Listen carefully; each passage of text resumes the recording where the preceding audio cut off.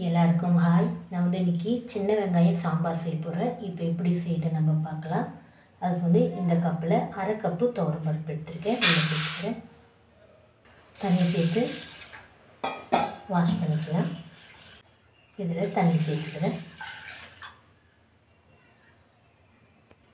பூண்டு வச்சுருக்கேன், அதை சேர்த்துக்கிறேன்.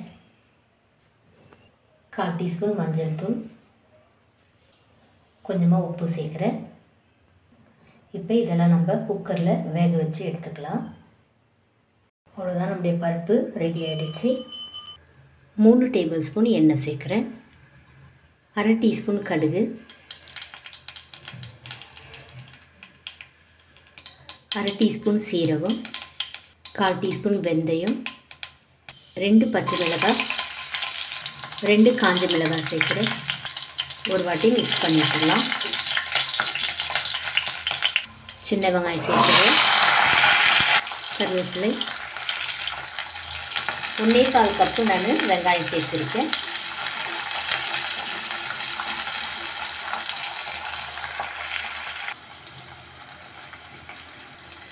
வெங்காயம் சேர்த்து லோ ஃப்ளேமில் 5 நிமிஷம் ஆகுது.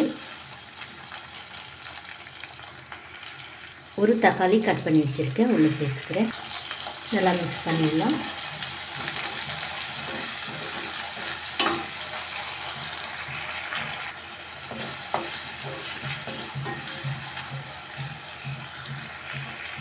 ரெண்டு டீஸ்பூன் மிளகாய் தூள் சேர்க்குறேன். 1 டேபிள் ஸ்பூன் தனியாத்தூள் சேர்க்குறேன். 1/4 டீஸ்பூன் மஞ்சள் தூள். நல்லா மிக்ஸ் பண்ணிடலாம் ஒரு வாட்டி.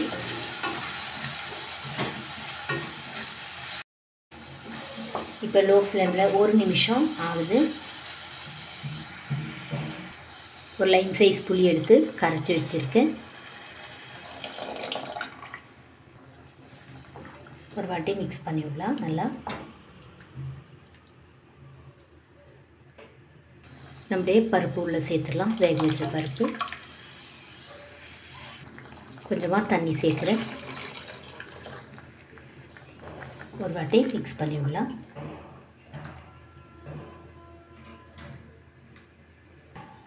அரை டீஸ்பூன் பெருங்காயத்தூள் சேர்க்குறேன்.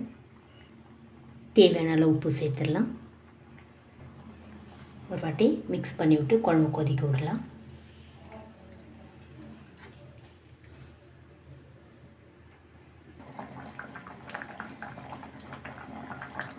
கொஞ்சமாக கொத்தமல்லி கட் பண்ணி வச்சுருக்கேன், சேர்த்துக்கிறேன்.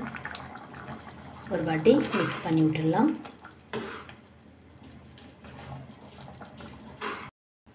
நான் மீடியம் ஃப்ளேமில் 6 நிமிஷம் நான் கொதிக்க விட்டேன். அவ்வளோதான், நம்முடைய குழம்பு ரெடி ஆகிடுச்சு. எடுத்துடலாம்.